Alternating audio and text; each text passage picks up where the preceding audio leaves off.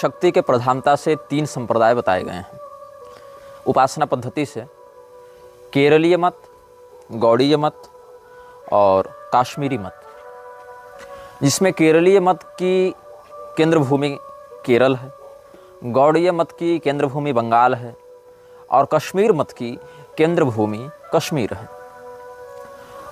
केरलीय, बंगीय और काश्मीरी तीनों केंद्र भूमियों में वृक्षों का बहुत अधिक प्रभाव वर्तमान समय में देखने को मिल रहा है। हमारे पास गौड़ीय परंपरा के बंग भूमि से एक साधक का ईमेल प्राप्त हुआ था और उस ईमेल में दिए गए फ़ोन नंबर के माध्यम से हमने संवाद स्थापित किया और उन्होंने कहा कि उनकी गुरु परंपरा में 1975 में म्लेच्छराज के द्वारा भेजी गई एक शक्ति ने आक्रमण किया था और उस समय उनके गुरु ने उस शक्ति का सामना भी किया था। आप इस बात को ध्यान में रखें कि केरल, बंगाल और कश्मीर में म्लेच्छों का जो बाहुल्य है, वहाँ जो हिंसात्मक गतिविधियाँ हैं वो उस समय से अधिक बढ़ी जब 20वीं शताब्दी का अंतिम चरण प्रारंभ हो गया था। और 20वीं शताब्दी के अंतिम चरण में देखते देखते उन हिंदू बहुल क्षेत्रों में भी म्लेच्छों का आधिपत्य विशेष करके हो गया। क्रूरता अपनी बहुत ही निर्मम स्वरूप में प्रस्तुत हुई, जिसकी लोग परिकल्पना नहीं कर सकते थे, जिसको पारिस्थितिक रूप से सत्ताधारी राजनेताओं का भी समर्थन प्राप्त हुआ। अब भारत की जो प्रस्तावना है संविधान में, उसके अंतिम पंक्तियों पर आप यह गौर करेंगे कि लिखा हुआ है, हम अपनी आत्मा अर्पित करते हैं। इस संविधान की भावना को, इस संविधान के जो नियमावली हैं, इस संविधान को अंगीकृत, अधिनियमित और आत्मार्पित करते हैं। भारतीय परिप्रेक्ष्य में समस्त जनता की ओर से यह उद्घोष कर देना कि हम किसी विशेष बात को स्वीकार करते हैं और अपने अंदर स्थापित करते हैं, ये एक बहुत बड़ा उद्घोष है और साथ ही साथ उतना खतरनाक भी है। शिंजो आबे का एक निर्णय उसकी जनता के लिए चाहे जैसा भी रहा हो, किंतु उसके व्यक्तिगत जीवन के अंत का कारण बना। वर्ल्ड इकोनॉमिक फोरम, जो कि एक वैश्विक सत्ता है म्लेच्छराज के अधीनस्थ, वो सत्ता जिस प्रकार का निर्णय ले रही है उसके स्पष्ट विरोध में जाना शिंजो आबे के ऊपर हमला करवाता है। और वस्तुतः शिंजो आबे को मारने की योजना थी नहीं, उसके ऊपर हमला करके उसको किसी प्रकार से विकलांग करके, छिणकाए दिखाकर उसको एक ऐसी स्थिति में तड़पाने की योजना थी जिससे उसके समान विचारधारा वाले लोग आतंकित होकर भविष्य में फिर इस प्रकार का निर्णय लेने से पहले 10 बार सोचें। लेकिन कई बार हमले उस प्रकार से एग्जीक्यूट नहीं किए जाते हैं, उनको क्रियान्वित नहीं किया जाता है जिस प्रकार से योजना में बातें होती हैं और अंततः शिंजो आबे अस्पताल में मृत्यु को प्राप्त हुए। जो हम आपको संप्रदाय त्रय की बात बता रहे थे, इस पृथ्वी के तीर्थ भी 3 क्रांताओं में बटे हुए हैं, अश्वक्रांता, रथक्रांता और विष्णुक्रांता। जिस शक्ति संगम तंत्र के अंतर्गत निग्रहागम और उससे संबंधित निग्रह संप्रदाय का संकेत प्राप्त होता है, वह रथक्रांता श्रेणी का ग्रंथ है। और इन तीनों क्रांताओं की केंद्र भूमि केरल, बंगाल और कश्मीर है। तो उस साधक से संवाद करने के मध्य एक चर्चा हुई, जो उन्होंने कहा कि बंगाल में जब पाल वंश और सेन वंश के मध्य सत्ता का परिवर्तन हो रहा था, पाल अवसान की ओर थे, सेन अभ्युदय की ओर थे, तो उसी के मध्य पाल वंशीय राजा बौद्धों के प्रभाव में बहुत अधिक थे और बौद्धों ने उनके उत्कर्ष को सुनिश्चित करने के लिए नकारात्मक पैशाचिक शक्तियों को वज्रयानी साधना के माध्यम से आहूत किया, उनका आह्वान किया। जब वो शक्ति आई, उन्होंने उसको नियंत्रित करने का प्रयास किया तो असफल रहे। बुलाया तो उन्होंने अवश्य, किंतु वह शक्ति उनके नियंत्रण से बाहर चली गई। तो मुझे कॉल करने वाले व्यक्ति का यह भाव था कि उन्होंने मुझसे प्रश्न किया कि क्या आप आश्वस्त हैं कि म्लेच्छराज का अस्तित्व 1200 या 12वीं शताब्दी से पहले भी था? जैसा कि आपको स्मरण होगा, मैंने आपको पहले भी इस अनुभाग के पहले एपिसोड में, जिसको एपिसोड 1 नहीं, एपिसोड इन्फिनिटी हमने नाम दिया था, मतलब पहले से भी पहला एपिसोड जो था, एपिसोड नंबर 1 से जो पहला था, तो उस एपिसोड में हमने यह कहा था कि म्लेच्छराज यद्यपि बहुत पुराना तत्व है, बहुत पुराना पिशाच है, किंतु इसने अपनी शक्तियों को विशेष करके पिछले 800 वर्षों से प्रभावी रखा है। इस रूप में ये 800 वर्षों से अधिक प्रभावी है। उससे पहले वो थोड़ी बहुत हस्तक्षेप करता रहा, थोड़ा बहुत उठापटक करता रहा, और लेकिन उतना व्यापक वो प्रभाव नहीं दिखा पाया, क्योंकि उसको मानवीय सभ्यता के चेतना को अपने नियंत्रण में लेने में समय लग रहा था। क्योंकि भाई जिस प्रकार की तकनीक रहेगी, जिस प्रकार का विकास होगा, उसी प्रकार से तो आगे नरसंहार या आगे योजनाएं बढ़ेंगी। तो वहाँ तक पहुँचाने के लिए तो उसको पहले तैयार करना पड़ेगा, मदद उसको करनी पड़ेगी मानवीय सभ्यताओं की, और अपने गुलामों को उतना विकसित करना पड़ेगा ताकि वो उसका काम करें। अभी जैसे परमाणु बम इत्यादि हैं, एक बम कहीं फोड़ दे तो पूरा का पूरा राज्य उड़ जावे, लेकिन आज से 1000 साल पहले तो ये उसके पास संसाधन नहीं था। तो वहाँ पर जो अभियान चल रहे थे, उस अभियान को एग्जीक्यूट करने वाले लोग, क्रियान्वयन करने वाले लोग जिस प्रकार के संसाधन से युक्त थे, उस प्रकार का संसाधन तैयार करने के लिए उसको समय लगा। इसीलिए अपना स्थान बदल बदल कर, केंद्रों को बदल बदल कर अपनी शक्तियों को वह बढ़ाता रहा। तो मृच्छराज अपनी ज्योति को अलग अलग लोगों के अंदर प्रभावी रूप से स्थापित कर सके, इसमें समय लगा। बहुत से लोग यह कह रहे थे कि सनातन धर्म की योग संहिताओं में और हठयोग प्रतिपिका इत्यादि में भी या शिव पुराण आदि में भी हृदयस्थ या ललाटस्थ ज्योति का ध्यान करने का अनुशासन है। तो देखो भाई, ज्योति और उसका ध्यान बंदूक है। सनातनी परंपरा का साधक आरक्षी है, म्लेच्छराज और उसके दलाल आतंकवादी हैं। यहाँ चर्चा का विषय बंदूक नहीं है, चर्चा का विषय यह है कि बंदूक किसके हाथ में है। हमने आपको गीता के 16वें अध्याय से क्या बताया, हमारे दर्शकों की मानसिक स्थिति इतनी निम्न स्तर पर है कि उनको एक एक विषय खोल खोल कर समझाना पड़ता है, छोटे बच्चे के समान। यक्षे दास्यामि मोदिष्य इत्तज्ञान विमोहिता। आसुरी संपदा के लोग भी तो यह कहते हैं कि हम यज्ञ करेंगे, दान करेंगे, सुखपूर्वक जीवन बिताएंगे। निकुंभिला देवी का यज्ञ मेघनाद नहीं कर रहा था, तो राम जी ने वानरों को भेजकर उसके यज्ञ का विध्वंस क्यों करवाया? और वही श्री रामचंद्र जी पहले विश्वामित्र जी के यज्ञ की रक्षा कर चुके थे। तो यज्ञ महत्वपूर्ण नहीं है, देवता की आराधना महत्वपूर्ण नहीं है, महत्वपूर्ण है कि कौन सा व्यक्ति किस विधान से वो कार्य कर रहा है। विश्वामित्र जी लोक कल्याण के लिए वह यज्ञ करके देवताओं का आयोजन कर रहे हैं कि मेघनाद विश्व के विनाश के लिए, अधर्म के प्रोत्साहन के लिए उस यज्ञ को देवताओं के साथ जोड़ रहा है। तो अगर अधर्म को प्रोत्साहित करने के लिए यज्ञ किया जाएगा तो श्री रामचंद्र जी वानर सेना को भेजकर यज्ञ विध्वंस करते हैं, और लोक कल्याण वाले विश्वामित्र जी के यज्ञ की स्वयं जाकर रक्षा करते हैं। तो उद्देश्य देखना पड़ता है। तो यहाँ पर महत्व बंदूक का नहीं, महत्व शस्त्र का नहीं, शस्त्र को धारण करने वाले व्यक्तित्व का है। और यही कारण है कि सारे मंत्र, विधान, यज्ञ, तंत्र, यंत्र इत्यादि भी अनुचित उद्देश्य वाले व्यक्ति के प्रभाव में जाकर लोगों का विनाश करने लगते हैं, लोक संहार करने लगते हैं, और फिर उससे धर्म और सिद्धांत की हानि होती है, शिष्ट जन पराभव को प्राप्त होने लगते हैं। तो म्लेच्छराज की रणनीतियों पर हम आपको विमर्श प्रस्तुत कर रहे थे। एक वास्तविक घटना और वास्तविक संकट की ओर हम आपका ध्यान आकृष्ट करना चाहते हैं। मिस्र का कायरो शहर, मिस्र की राजधानी कायरो, जिसको प्रचलित भाषा में काहिरा भी कहा जाता है, वहाँ पर एक घटना घटित हुई थी। किस दिन घटना घटित हुई? 8, 9 और 10 अप्रैल को। साल था 1904। इस दिन जो घटना घटित हुई उसके विषय में बहुत कम लोग जानते हैं, और सौभाग्य से हमारे एक दर्शक को भी इस विषय में संज्ञान प्राप्त था। यद्यपि इस विषय में जिन भवितव्य बातों पर हम विमर्श प्रस्तुत करने वाले हैं, जिन विषयों पर हम चिंतन करने वाले हैं, उनमें से बहुत सी बातों का संकेत हमारे प्रबुद्ध दर्शक पहले ही पकड़ ले रहे हैं। इनमें जो प्रबुद्धता है उसी के कारण हमें यह प्रोत्साहन प्राप्त होता है कि हम और परिश्रम करके इस श्रृंखला को समृद्ध और ज्ञानोपयोगी बनाएं। क्या हुआ था मिस्र के कायरो में, उसका प्रभाव कैसे समाज पर पड़ा, और उस एक घटना के परिणाम स्वरूप क्या क्या दुष्परिणाम घटित हुए, ये हम आपको इस श्रृंखला में अनुभाग 10 के अंतर्गत अभिव्यक्त करने जा रहे हैं। एलिस्टर क्रॉली ये एक व्यक्ति है। इस व्यक्ति को बहुत प्रसिद्ध नहीं माना गया, क्योंकि इस व्यक्ति ने अपनी गोपनीयता को बढ़ाने में अधिक ध्यान दिया। यद्यपि कुछ कुछ स्थानों पर इसके संकेत प्राप्त होते हैं, और इस विषय में बहुत अधिक सामग्री उपलब्ध नहीं होती है, और इसका कारण क्या है ये आपको आगे स्पष्ट हो जाएगा। तो एलिस्टर क्रॉली नाम का एक व्यक्ति स्वयं को 666 इस निकनेम से बताता था, 666। अब इस अंक का म्लेच्छराज की संस्था में क्या महत्व है, इसके विषय में आप भली प्रकार अवगत होंगे, और यदि नहीं होंगे तो भविष्य के अनुभागों में अवगत हो जाएंगे। तो एलिस्टर क्रॉली नाम का एक व्यक्ति मिस्र के कायरो में बैठा हुआ है। तारीख है 8 अप्रैल 1904, और समय है ठीक दोपहर के 12 बजे। एक व्यक्ति इसके पास आता है, कुछ बताता है, कुछ सिखाता है। वह व्यक्ति बड़ा सम्मोहक था, बड़ा आकर्षक था। उसका स्वभाव कैसा था ये पता नहीं चलता है, लेकिन उसने स्वयं का परिचय मंत्री के रूप में दिया। किसका मंत्री? हूरपारक्रात। हूरपारक्रात क्या है? उस व्यक्ति ने अपना परिचय दिया एक मंत्री के रूप में। मंत्री तो राजा का होता है, तो ये राजा कौन है? राजा का नाम था हूरपारक्रात।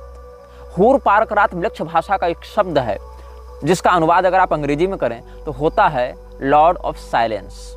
हिंदी में कहें या उर्दू में कहें खामोशी का बादशाह या मौन राजा।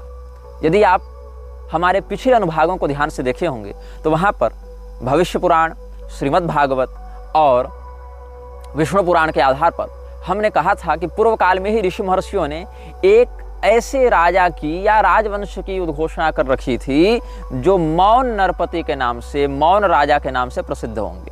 और यहाँ पर जो व्यक्ति आता है उसने अपना परिचय किस रूप में दिया? मैं मंत्री हूँ खामोशी के बादशाह का, मैं वजीर हूँ खामोशी के बादशाह का, मैं मंत्री हूँ मौन नरपति का, हूरपारक्रात का। और ये घटना कहाँ हो रही है? मिस्र के कायरो में, ठीक दोपहर के 12 बजे। तारीख है 8 अप्रैल 1904। बोलने वाला स्वयं को मौन नरपति का मंत्री बता रहा है और सुनने वाला कौन है? Aleister Crowley. उसने अपना निक नेम रखा है 666, जो कि म्लेच्छ राज के संगठन में एक महत्वपूर्ण संकेत माना जाता है। अब जो लॉर्ड ऑफ साइलेंस है उसके भेजे गए मिनिस्टर ने जो बातें कही वो 3 दिनों तक कही। ये नहीं कि एक दिन आया 1 घंटे में चला गया, वो अगले दिन फिर आया, उसी जगह पर आया। उसने 9 तारीख को भी अपना उपदेश दिया, फिर वो अगले दिन और आया, उसने 10 तारीख को भी अपना उपदेश दिया। उसके जो उपदेश हैं उसको बुक ऑफ लॉ कहा जाता है। और ये बुक ऑफ लॉ बहुत बड़ी नहीं है, इसको समझना बहुत कठिन नहीं है, इसमें कोई रहस्यात्मक भाषा का प्रयोग नहीं किया गया है, सीधी बात है, जो करना है सो बताया गया है। पहले दिन के उपदेश में 66 बिंदुओं का उपदेश किया गया। आप यदि थोड़े से भी शोधार्थी प्रवृत्ति के होंगे तो आपको ध्यान होगा कि म्लेच्छ राज की एक प्रधान संस्था इल्यूमिनाती में भी ठीक 66 नियम ही होते हैं। There are prominently 66 laws working in Illuminati. इसके बाद दूसरे दिन इसने 79 उपदेश दिए, 79। और इसके बाद तीसरे दिन इसने 75 उपदेश दिए। तीनों की सम्मिलित संख्या हो गई 220। 220 बिंदुओं में इसने अपने राजा का संदेश सुनाया। और आपको एक विषय में और बताऊं, इस उपदेश के ठीक 123 महीने के बाद ऑस्ट्रिया के उत्तराधिकारी की हत्या कर दी गई और ऑस्ट्रिया ने सर्बिया पर हमला किया, जिसमें आधिकारिक रूप से प्रथम विश्व युद्ध की घोषणा की गई। ठीक 123 महीने के बाद, जस्ट आफ्टर 123 मंथ्स। और उस विश्व युद्ध से क्या परिणाम प्राप्त हुए? उस विश्व युद्ध में लगभग 44 लाख लोग मरे। कम संख्या नहीं होती, 44 लाख लोग मरे, लगभग 84 लाख लोग घायल हुए और लगभग 37 लाख लोग लापता हुए थे। कुल मिलाकर उस विश्व युद्ध से, यद्यपि वो विश्व युद्ध भी वैश्विक स्तर पर नहीं हुआ था, 5-7 देशों के अंतर्गत ही हुआ वो युद्ध था, लेकिन उस कथित विश्व युद्ध से ही विश्व में आर्थिक दृष्टिकोण से देखें या तकनीक के दृष्टिकोण से देखें या राजनीतिक स्थिरता के दृष्टिकोण से देखें, व्यापक दुष्परिणाम हुए। और इस प्रकार से हम समझते हैं कि लगभग 1.5 करोड़ लोग प्रत्यक्ष रूप से और 5 करोड़ लोग अप्रत्यक्ष रूप से प्रभावित हुए। ये जो मंत्री है मौन नरपति का, हूरपारक्रात का, कैसे पता चलेगा कि ये वास्तविक है या नकली है? कैसे पता चलेगा कि ये वास्तविक अथॉरिटी है? तो ये जो वक्तव्य दिया गया है इस मंत्री के द्वारा, इस मंत्री का नाम था ऐवास।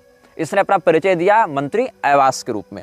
और इसकी अथॉरिटी क्या है? तो इसने कहा, he is the messenger from the forces ruling this earth at present as will be explained later on.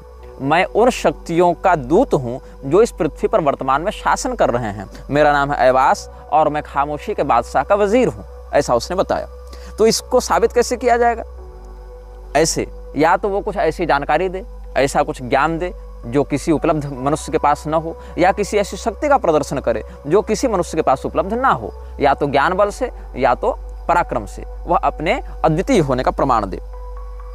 तो उसने अपने ज्ञान का वहां पर तात्कालिक प्रमाण दिया है। क्योंकि शक्ति का प्रदर्शन करना वांछित नहीं था। शक्ति का प्रदर्शन तो वहाँ किया गया जहाँ 1.5 करोड़ लोग प्रभावित हो गए, इसलिए यहाँ पर ज्ञान के माध्यम से अपना संकेत दे दिया गया। वो ज्ञान क्या था, वो सूचना क्या थी, वहाँ बताया गया 3 दिनों तक।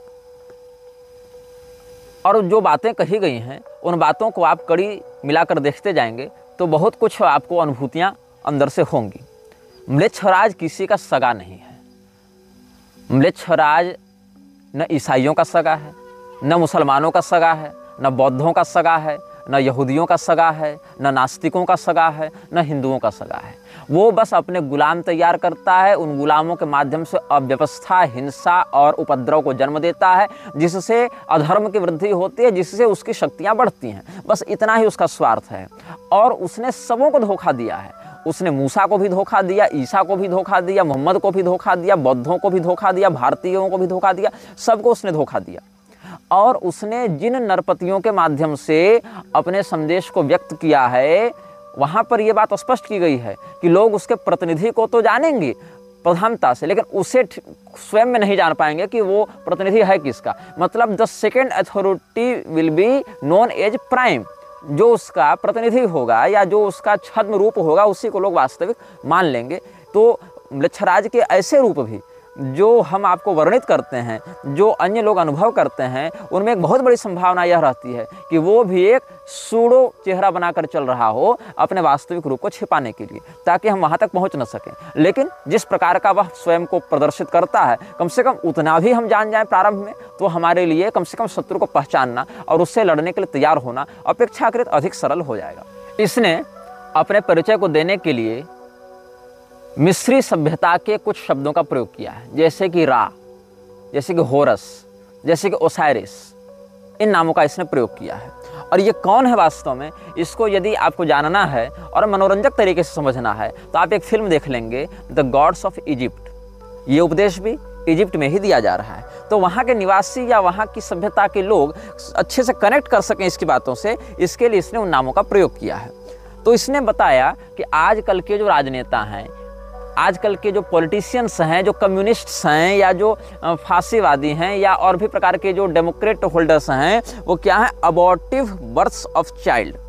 वो हमारे बच्चे की अनचाहे गर्भ हैं। बच्चे का गर्भ, हाँ, वहाँ पर चाइल्ड कहते हैं होरस को और फादर कहते हैं ओसाइरस को। तो ओसाइरस का जो विक्टोरियस चाइल्ड है, मतलब विजयी पुत्र है, विजयी संतान है होरस, उसके ये सब अनचाहे गर्भ हैं, वो निकलते जा रहे हैं और इनको मिटाना चाहिए।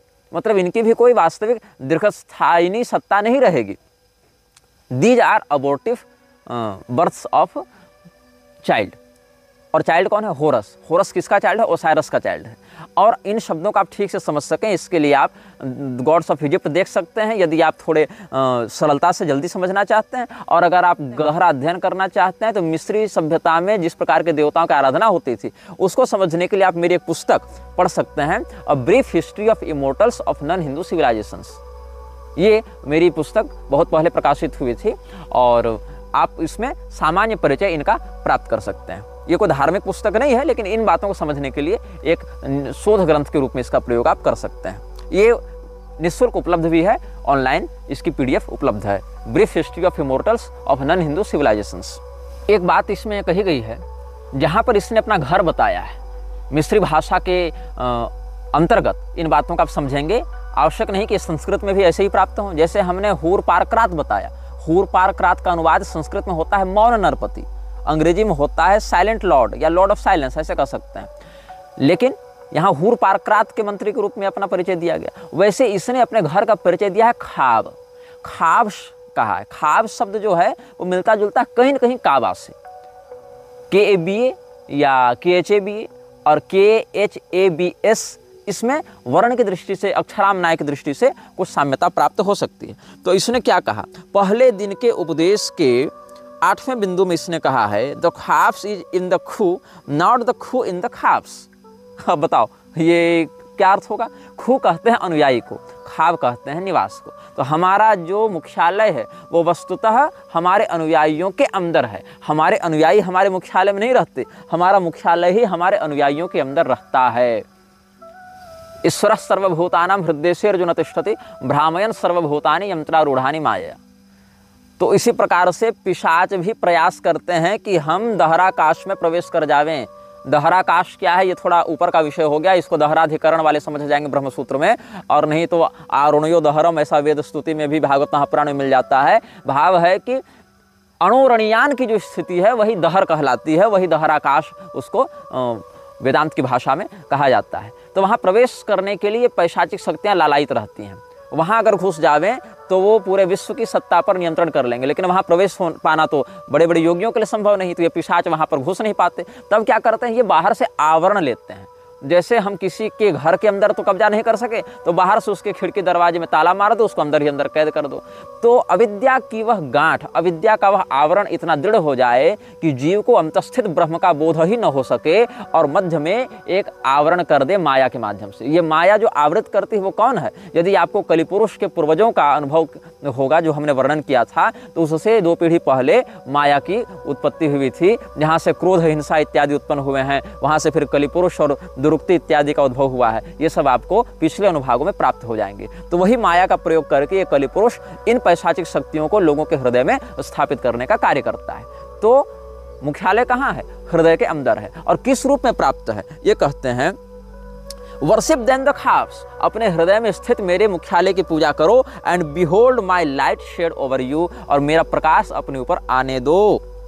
Late my servants be few and secret, they shall rule the many and the known. जो पहले दिन का उपदेश था उसका 10वां नियम क्या कहता है? मेरे गुलाम, मेरे सेवक कम होंगे, गुप्त होंगे, लेकिन वो प्रसिद्ध लोगों पर शासन करेंगे, बहुत लोगों पर शासन करेंगे। मतलब अप्रसिद्ध और कम लोग चूंकि मेरे सेवक होंगे, इसलिए मेरी शक्ति से युक्त होंगे, मेरा प्रकाश उनके ऊपर होगा, मेरी ज्योति से वो आलोकित होंगे, इसीलिए कम और अप्रसिद्ध होने के बाद भी अधिक संख्या वाले प्रसिद्ध और प्रभुत्वशाली लोगों के ऊपर वो शासन करेंगे। ये बिल्कुल स्पष्ट बात कही गई है। These are fools that mean adore both their gods and their mean are फूल।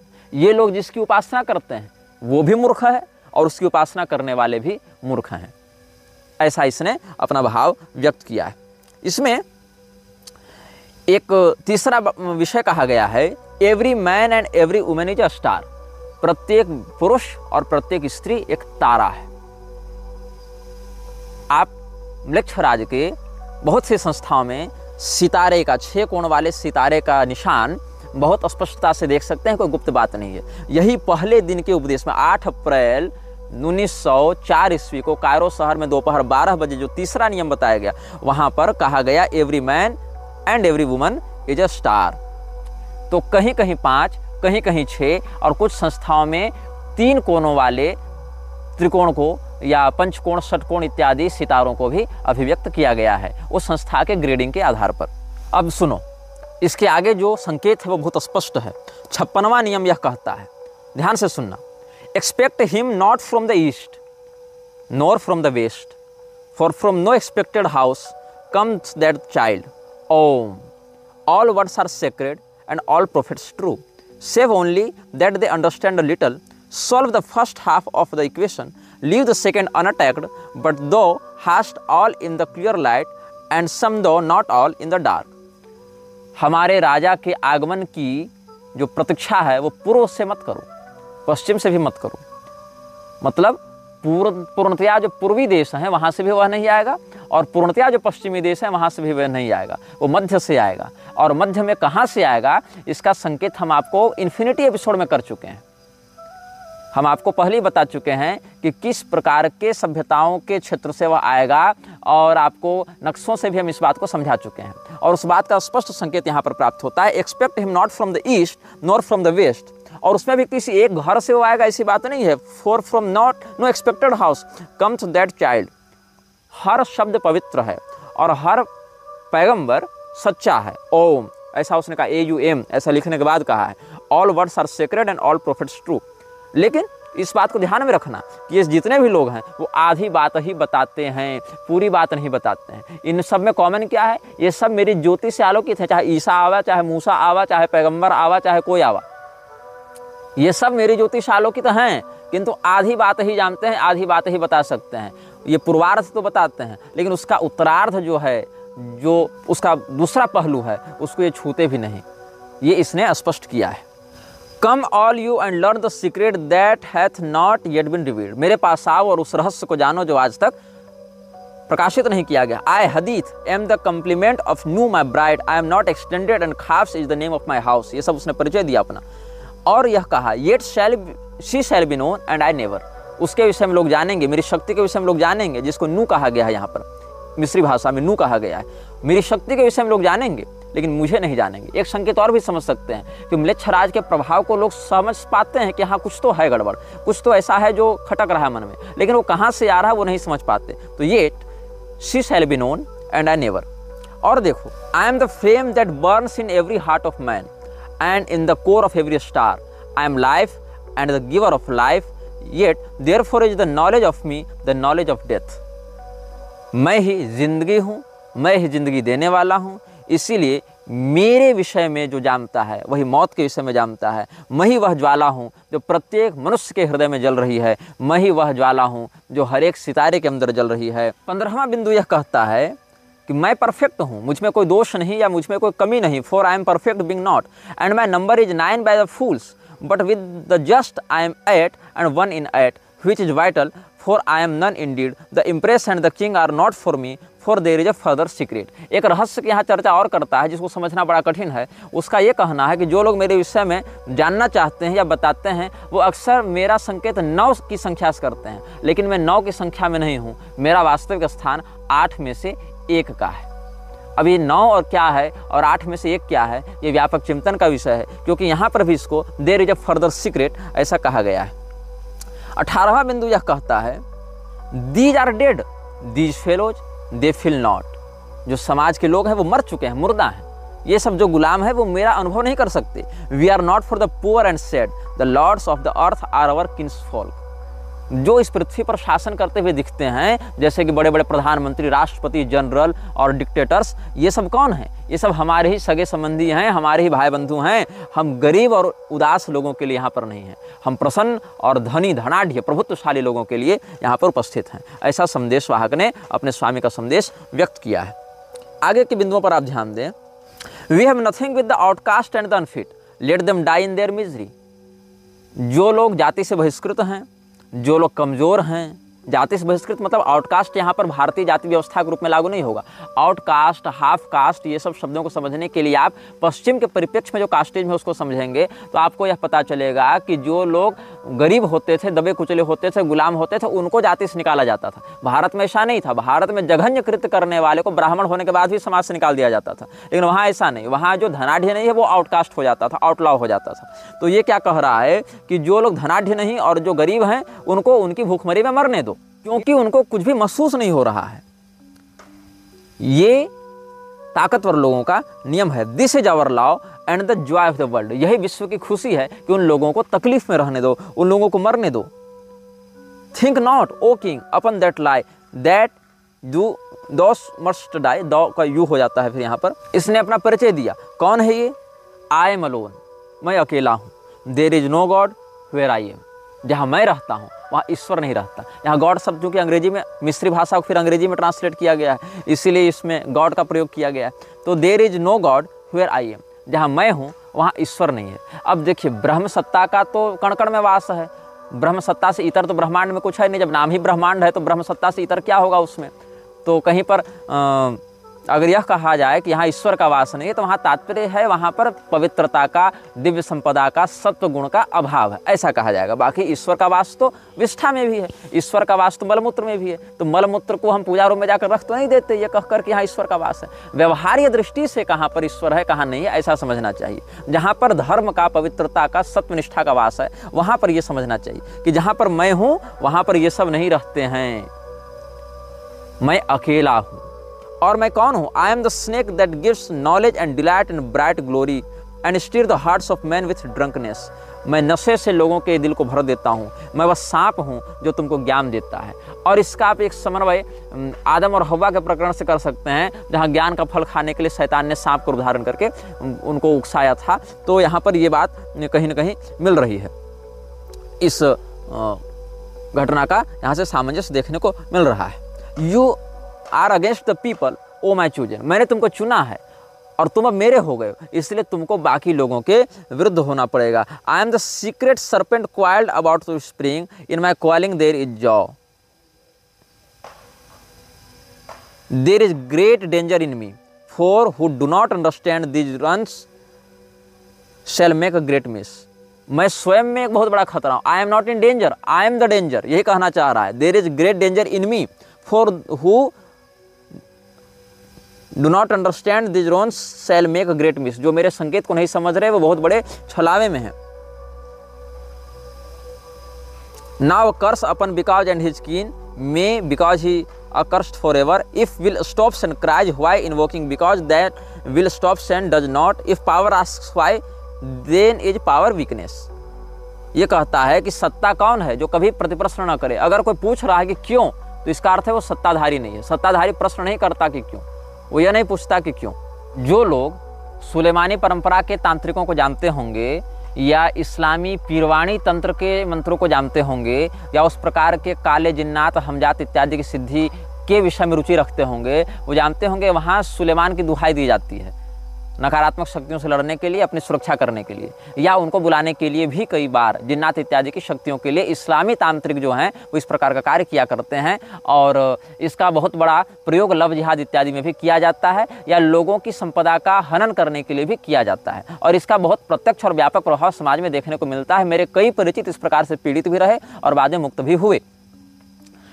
तो वहाँ पर सुलेमान की जो मुहर है उस मुहर में 6 कोणों वाला सितारा होता है।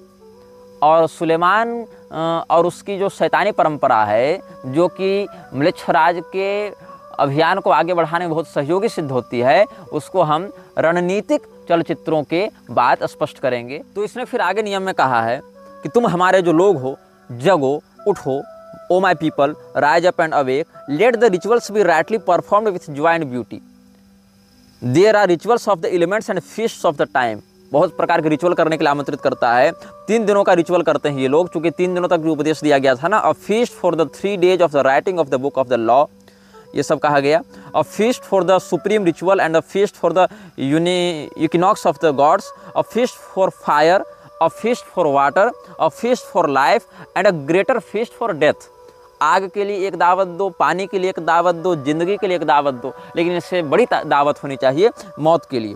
ये इसने कहा। पिटी नॉट द फैलन, जो लोग इस समाज में दबे कुचले हैं, गिरे हुए हैं, उन पर दया मत करो। आई नेवर न्यू देम, मैं उनको जानता ही नहीं हूँ। I am not for them, मैं उनको खुश करने के लिए, उनकी तरक्की के लिए नहीं हूँ। आई कंसोल नॉट, मैं उनको सांत्वना नहीं देता। I hate the consoled and the consoler, जो व्यक्ति गरीबों का मददगार बनता है, लोगों के प्रति सहानुभूति रखता है, दया का भाव रखता है, ऐसा दयालु और ऐसे दया के पात्र दोनों से मुझे नफरत है। I am unique and the conqueror, I am not the slaves that I am not of the slaves that perish, be they damned and dead, आमीन।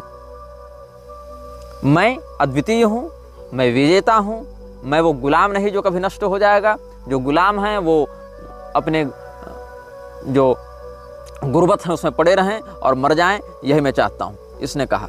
और आगे के कुछ पंक्तियों पर आप ध्यान देंगे तो इसने एक 75वां जो नियम है इसका, जो दूसरे दिन इसने उपदेश दिया था, उसके अंत में इसने क्या कहा, a listen to the numbers and the words. आप इसको नोट भी कर सकते हैं, भविष्य में रेफरेंस में काम आएगा। ये क्या कह रहा है, he that lives long and desires death much is ever the king among the kings. वो जो बहुत लंबी जिंदगी जीता है और मौत की कामना करता है, वो राजाओं का भी राजा है। आप इस शब्द पर गौर करेंगे, जो बहुत लंबा जीता है, म्लेच्छराज की भी जिंदगी बहुत लंबी है, एंड डिजायर्स डेथ, और मौत की कामना करता है, अपने लिए नहीं, लोगों के लिए। क्योंकि अपने लिए तो कह दिया ना इसने ना पहले कि मैं वो नहीं जो मर जाएगा, इसने पहले कह दिया ना कि I am not the of the slaves that perish, be they damned and dead. ये उसने कहा। मौत के लिए तो ये दावत बुला रहा है, greatest feast for the death या greater feast for the death. तो ये खुद के लिए डिजायर नहीं कर रहा है मृत्यु की, हमारे लिए कर रहा है, तुम्हारे लिए कर रहा है। तो he that lives long and desires death much is ever the king among the kings, I listen to the numbers and the words. अब क्या नंबर हैं, क्या वर्ड हैं? वर्ड सारे कैपिटल हैं। नंबर नोट कीजिएगा, 4, 6, 3, 8, A, B, K, 2, 4, A, L, G, M, O, R, 3 X 24 89 R P S T O V A L, यही इसने संकेत में कहा। इसका अर्थ क्या है? जब पूछा गया तो कहा कि तुम जानो नहीं और न जानो तो ज़्यादा अच्छा है। ये उन लोगों के लिए है जो इसके अनुयायी बनेंगे। एक प्रकार से जैसे रेफरल कोड दिया जाता है ना, ये रेफरल कोड है मृक्षराज का। There comes one to follow thee, he shall expound it, but remember O chosen one to be me, so follow the love of new in the starlit heaven to look forth upon me to tell them this glad word। और इसके बाद क्या कहा? They shall worship my name, foursquare, mystic, wonderful, the number of the men and the name of my house 418। इसके घर की संख्या बताई इसने जहाँ पर इसको कहना है। और इसके बाद तीसरे दिन का जब इसने उपदेश प्रारंभ किया मंत्री ने, तो एक बहुत विचित्र बात कही, जिस बात को आप लोग शायद हंसें, शायद मजाक में उड़ाएं, लेकिन ये वर्ड बड़ा फेमस है। इसमें कहते हैं आबरा डाबरा। आबरा का डाबरा शब्द नहीं है। तो यहाँ पर शैतान ने, या जो भी इसका आप पर्याय समझना चाहें, पिशाच कहना चाहें, मृक्षराज कहना चाहें, या मृक्षराज के प्रतिनिधि के माध्यम से ये शब्द व्यक्त किया गया है। इसमें आबरा का डाबरा का प्रयोग नहीं किया गया, आबरा हा डाबरा का प्रयोग किया गया।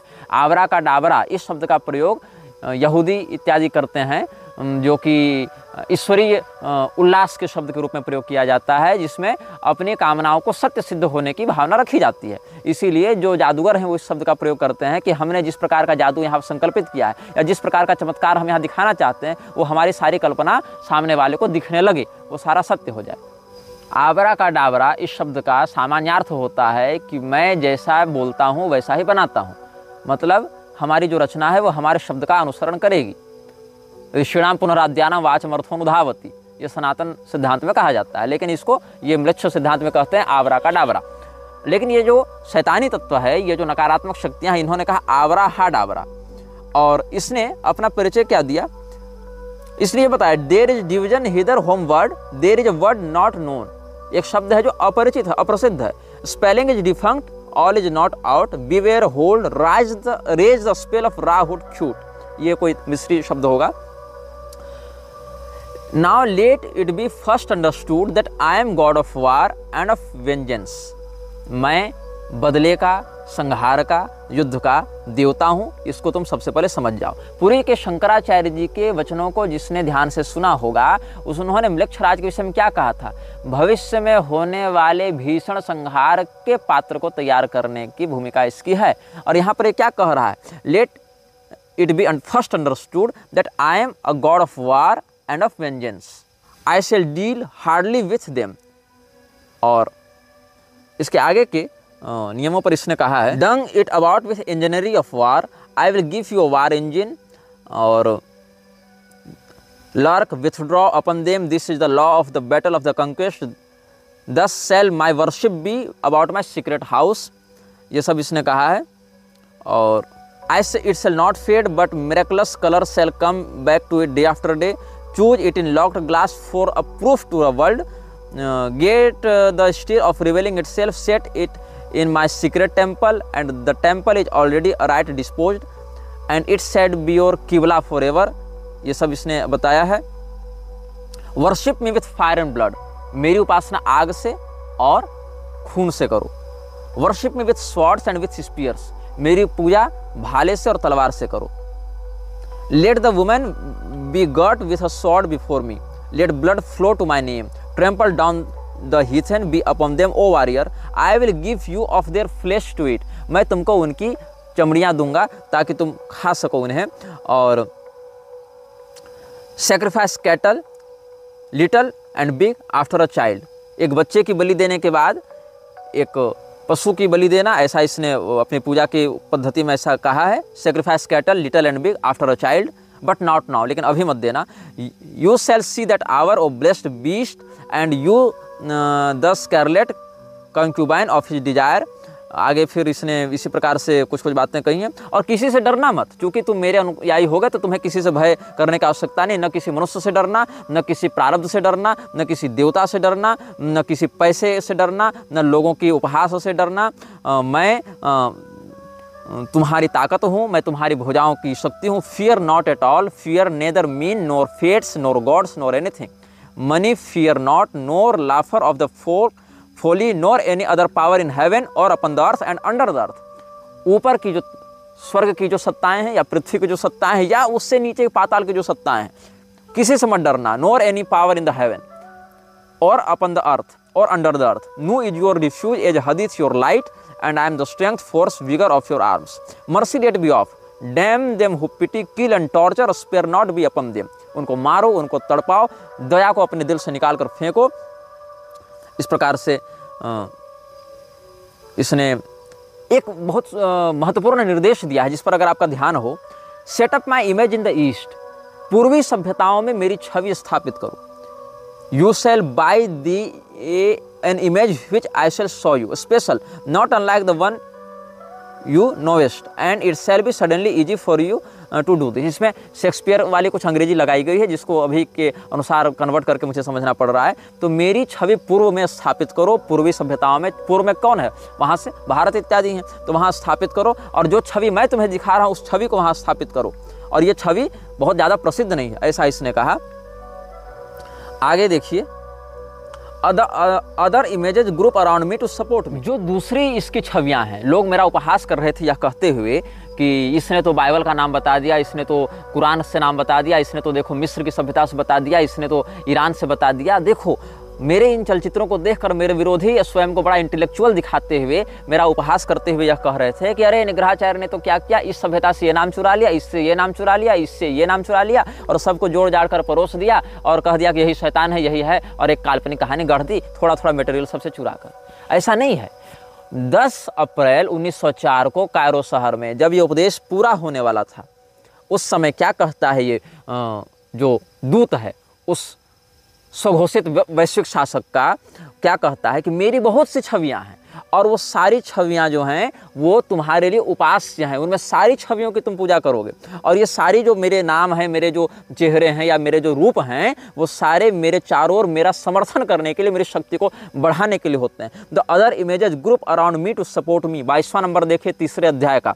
Late all be worshipped for they shall cluster to exalt me. I am the visible object of worship, the others are secret. ये कहता है for the beast and his bride are they and the winners of the ordeal x, what is this you shall know. और the best blood is of the moon monthly, then the fresh blood of a child or dropping from the host of heaven, then of an image, then of a priest or of the worshippers, last of some beast, no matter of what. जिन लोगों ने मेरा उपहास किया था, जिन मूर्खों ने, जिन कुलकलंकों ने, जब मैंने कहा था कि पूर्णिमा को इसकी शक्तियां बहुत अधिक बढ़ती हैं, तो लोग मुझे उपदेश देने आए थे कि अरे तू कैसा मूर्ख है, अमावस्या की शक्ति बढ़ती है। आना जाना कुछ नहीं है, लेकिन उपदेश पहले देना है। ये स्वयं कह रहा है यहाँ पर। The best blood is of the moon, चंद्रमा से टपकता खून ही सर्वोत्तम है। चंद्रमा अपनी पूर्ण कलाओं में कब रहता है? जब पूर्णिमा होती है। उसके बाद बच्चे का ताजा ताजा खून उसके बाद दूसरे स्थान पर आता है। Then the fresh blood of a child or dropping from the host of heaven, then of an image, फिर जो शत्रु हैं उनका खून आता है, फिर हमारे पुजारियों का खून आता है, then of the priest or of the worshippers. मतलब इसके जो गुलाम हैं, जो इसके आराधक हैं, वो स्वयं की भी बलि देते हैं। लास्ट ऑफ सम बीस्ट, और सबसे आखिर में जानवरों की बलि होती है, नो मैटर व्हाट। ये सब इसने बताया है। These slay naming your enemies and they shall fall before you. इसने आगे भी कहा है कि कुछ कुछ प्रकार के इसने सुगंध बताए हैं, विशेष करके जैसे for perfume mix meal and honey and thick leaven of red wine, then oil of abramelin olive oil, and afterward soften and smooth down with rich fresh blood। ये परफ्यूम कैसे बनाते हैं? ऑलिव ऑयल से, एब्रेमेलिन के तेल से, लाल wine से, और उसमें खून मिलाकर, मधु मिलाकर ये सब परफ्यूम तैयार करते हैं बलिदान के लिए, लक्षराज के लिए। और क्या करते हैं आगे? और यहाँ पर it shall become full of beetles as it were and creeping things sacred unto me, these slay naming your enemies and they shall fall before you। और इस प्रकार का रिचुअल करने से शत्रुनाश होता है, मृक्षराज शत्रुओं का विनाश करता है, अपने अनुयायियों के लिए मार्ग खोल देता है। इसमें जिस प्रकार की इसकी पूजा होती है, इसका जो मुख है वो बाज का है। जिस समय इस रूप में पूजा की जाएगी, इस रिचुअल के समय ये जो म्लेच्छराज है उसके स्वरूप में उसका मुख बाज के समान दिखाई पड़ेगा। और इसका मंत्र दिया गया है जो जिस प्रकार से गाना है, I adore you in the song, I am the lord of Thebes and the inspired forth seeker of Mentu, for me unveils the veiled sky. इस प्रकार से इसकी ये लोग आराधना करते हैं। और इसमें फिर कहा गया है कि success is my proof, argue not, convert not, talk not over much, let them that seek to entrap you, to overthrow you, them attack without pity or quarter and destroy them utterly, swift as a trodden serpent, turn and strike, be you yet deadlier than he, drag down their souls to awful torment, laugh at their fear, spit upon them। मैं केवल उनकी ही रक्षा करता हूं जो अंधे हो चुके हैं, मतलब म्लेच्छराज को जिन्होंने अपनी आत्मा सौंप दी है और जो इधर उधर कुछ देखना सुनना नहीं चाहते अपने उस पेशाच आराध्य के अलावा, तो save only the blind ones. जो लोग इसके विषय में आंख मूंद कर इसको स्वीकार कर लेते हैं, ये उन्हीं की केवल रक्षा करता है। बाकी के साथ क्या करना है, तो उनको फंसाओ, उनको मारो, और मारने के समय कोई दया मत करना, उनको वैसे ही मतलब पलट कर काटना जैसे कोई सांप काटता है। उनकी चेतना को, उनकी आत्मा को क्रूरतापूर्वक उनके शरीर से निकाल दो, उनके डर पर हंसो और उनके ऊपर थूको। इस प्रकार से इसने निर्देश दिया है। और आगे, मैं तुम्हें I will bring you the victory and joy, I will be at your arms in battle and you shall delight to slay, success is your proof, courage is your armour, I am the warrior lord of the forties, the eighties cover before me and are abased। इस प्रकार से इसने कहा है। और कहा है कि इस जो नियमावली है इसको हर भाषा में अनुवाद किया जाए, लेकिन जो तुम हो वो इसको मूल भाषा में ही रखोगे, जो पैशाचिक भाषा हम तुमको बता रहे हैं उसी में बताओगे और कहोगे अंत में आवराहा डाबरा। आवराहा डाबरा एक जो पंक्ति है उसका यह भी अर्थ बताया जाता है कि हम अपने लक्ष्य के प्रति अटल रहें, हमें अपने लक्ष्य से कोई भटकाए नहीं। इस प्रकार से इसका एक भाव समझा जाना चाहिए।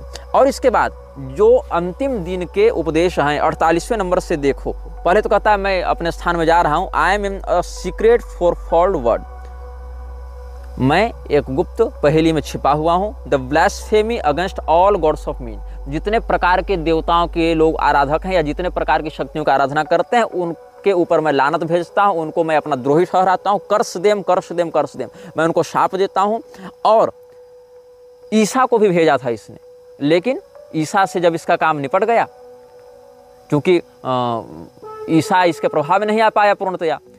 कई बार ऐसा हुआ कि इसने अलग अलग राजाओं को भेजा, अलग अलग बादशाहों को भेजा, लेकिन ये उसकी उम्मीदों पर खरे नहीं उतरे। तो जिस क्रूरता और जिस पैशाचिक मत का विस्तार करने के लिए इसने ईसा को प्रेरित किया था, वो उतना सफल नहीं हो पाया इसको अपने नियंत्रण में बनाए रखने के लिए। तो उस समय क्या हुआ, जब ईसा टंगा हुआ था सूली पर, उस समय ये क्या कहता है, with my hawk's head I peck at the eyes of Jesus as he hangs upon the cross. जब वो क्रॉस पे लटका था तो मैंने अपने बाज की जो मेरी मुखाकृति है उसके चोंच से मैंने उसकी आंखों पर वार किया था। I flap my wings in the face of Mohammed and blind him, Mohammed को भी इसने भेजा। और जब मोहम्मद से इसका काम पूरा हो गया तब अपने पंखों को फटकार कर इसने उसे अंधा कर दिया। ऐसा ये कहता है 52वें बिंदु में, I flap my wings in the face of Mohammed and blind him. और उसके बाद जो भारतीय लोग हैं, जो बौद्धिस्ट लोग हैं, जो मंगोल हैं, उन सबों की चमड़ियों को मैं अपने पंजों से खींच कर निकाल लेता हूँ। With my claws I tear out the flesh of the Indian and the Buddhist Mongol and Din. मतलब ये सगा किसी का नहीं है, ये केवल उपद्रव, अव्यवस्था और आतंक को बढ़ाने के लिए किसी एक को भेजता है, किसी एक को मरवाता है, फिर उसको मारता है, जिसको भेजा उसको भी मारता है, उसको कुछ समय के लिए शोहरत, दौलत और प्रसिद्धि दे देता है, फिर उसको भी ये नष्ट कर देता है। तो सबको इसने, जीसस को, मोहम्मद को, भारतीयों को, मंगोलों को, बौद्धों को, सबको इसने मूर्ख बनाया, सबको इसने अपना गुलाम बनाया, अपना दूत बनाया, जिसमें जैसी योग्यता थी उसको वैसा दिया और अंत में उसका फिर विनाश करने के लिए तैयार हो गया। इसीलिए कहता है, but the keen and the proud, the royal and the lofty, we are brothers, as brothers fight we, there is no law beyond, do what you will. तुम्हारी इच्छा से बढ़कर कोई नियम नहीं है, जो तुम्हारी इच्छा है वही तुम्हारा नियम है। और इसी बात को आजकल लागू किया जा रहा है कि माई चॉइस, अपनी चॉइस हो तो हम चाहे जो खाएं, जहां रमण करें, जहां करें। तो प्राइवेसी और चॉइस को ही यहाँ 60वें नियम में संकेत किया गया है, there is no law beyond, do what you will. इसके बाद इसने अंत में कहा, I am the hawk-headed lord of silence and of strength. My nemesis shrouds the night blue sky. Hail ye twin warriors about the pillars of the world for your time is nigh at hand. और इसने कहा कि मेरा जो दायां हाथ है उसमें शक्ति का एक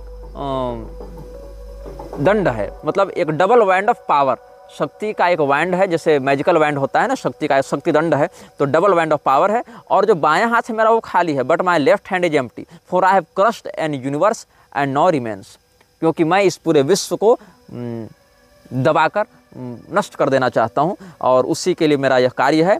the ending of the words is the word abrahadabra, और उसके अंत में लिखता है ओम हा।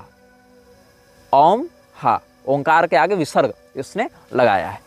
तो इस प्रकार से समझना चाहिए कि जो बातें हम बता रहे हैं और जिस प्रकार के वैश्विक सत्ताओं में इसका प्रभाव देखने को मिल रहा है, इसको समझना और इस संकेत को अभिव्यक्त करना सामान्य प्रज्ञा का भी विषय नहीं है। और इस प्रकार के जो श्रृंखलाबद्ध हम आपको बताते जा रहे हैं बातें, उसको चाहे हजारों लाखों करोड़ों लोग देख लें, लेकिन जो हम कहना चाह रहे हैं और जिस प्रकार के संकेत हम आपके सामने निर्भयतापूर्वक लाने का उपक्रम कर रहे हैं, उस परिश्रम को मेरे जीते जी भी लोग समझ पाएंगे, ये भी हम आश्वस्त नहीं हो पा रहे, क्योंकि भारतीय अंतश्चेतना इतनी अधिक मंद हो चुकी है और सुसुप्त हो चुकी है कि उसको उस गहराई से, उस अंधकार से निकाल कर इन रहस्यों के सामने लाकर रखना एक बहुत ही गंभीर और बहुत ही महत्वपूर्ण कार्य हो गया है। ऊर्जा को बहुत ज़्यादा संचित करके इस काम में लगना पड़ेगा। और बहुत दुर्भाग्य का विषय है कि जो बड़े बड़े धर्मगुरु कहलाते हैं, उनके शिष्य कहलाते हैं, वो इन विषयों पर उपहास करते हैं और स्वयं तो भटकते ही हैं, अन्य लोगों को भी भटकाते हैं। मतलब एक प्रकार से वो अपने सामने खड़े खतरे को आंख बंद करके निपटाना चाहते हैं कि हमने आंख बंद कर ली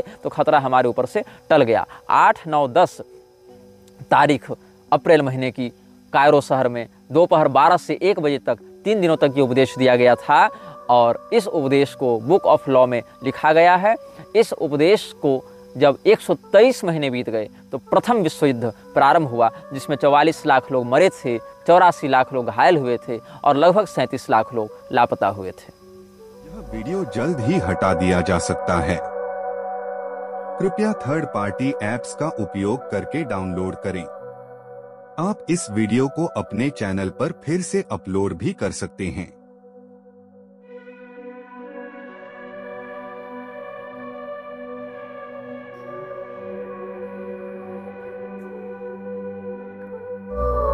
This video may get deleted soon. Please download using third-party apps. You may also re-upload this video on your channels. Thank you.